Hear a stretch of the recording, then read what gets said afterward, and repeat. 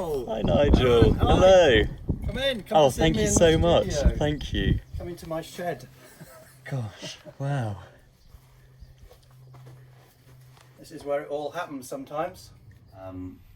If I didn't know this place and I stumbled on it, I'd just get my paints out and start painting the barns, the sheds, the old tractors. You know, it's not a pristine farm with brand new tractors. It's an old place. It's a bit grungy. I love it. So yeah, this is on this farm. So of course, again, old barns, old sort of paraphernalia, junk essentially. That's my nephew's truck. What's happening with this one here? Oh, this large What one. if, yeah.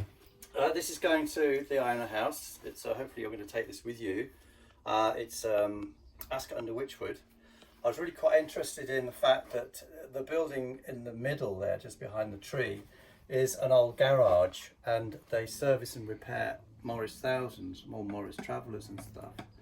So I was just keen on painting that, and the light was coming through, and it's a lovely old Cotswoldy village. This is a chroma pier in the stall, and that was painted plein air, so I was on the spot. It was beginning to rain, it was very windy, so I set up my easel and it was buffeting and buffeting. I was holding on to it, mixing the paint, slapping it on. Spontaneity in the work, that vitality in the work, which you just don't get in the studio. So I love all that. So if I'm out, I'll tend to do some quick plein air paintings, not usually bigger than sort of so big, but quite often 10 by 8s. And they'll sometimes inform larger paintings. But when I do work from something that I've already done on the spot, I'm obviously working in the studio. So for me, I've kind of lost some of the process of being outside, and that vitality, that immediacy that I get when I'm painting outside has gone. Something else takes over. So I tend most of the time to just paint in one hit, in one go. And would you ever come back to it in different seasons and see how weather and landscape affected? Yeah. I often found that the painting, obviously in the springtime is nice, the autumn is nice because things change so much. Yeah. Really, most of my paintings are about the light and how the light affects whatever it is I'm looking at, whatever it is that's still life, or whether it's outside on the landscape. And it changes things so much. 2 or 3 of the paintings that are in the Iona House Gallery are painted against the light, and they're really dramatic. And otherwise, if the light was like behind me and looking at the scene, it would be nice to look at, but it won't be as dramatic.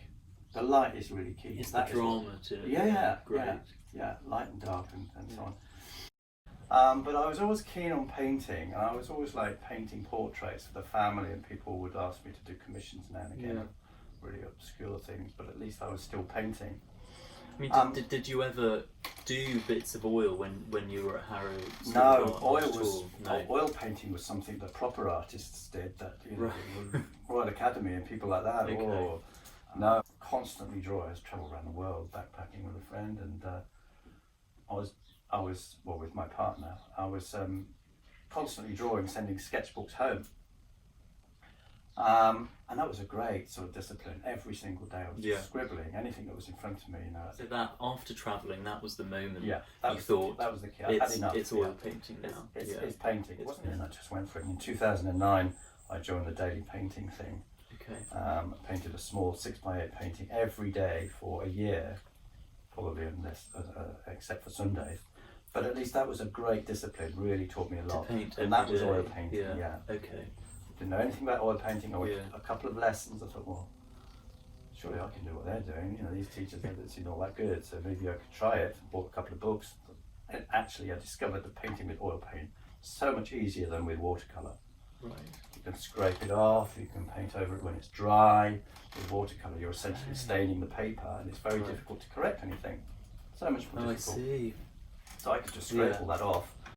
And when people look at your work, what would your hopes be in terms of what people take away from it, or what people think of it? Is there a certain philosophy or a feeling which you hope people get when looking at your I'm always, whenever I put my work out, I'm always gobsmacked when somebody wants to buy something. I mean, it's great, but I'm gobsmacked. You know, they've loved that painting. They've loved it enough to get their hard-earned cash out to live with that painting, and that's just amazing for me.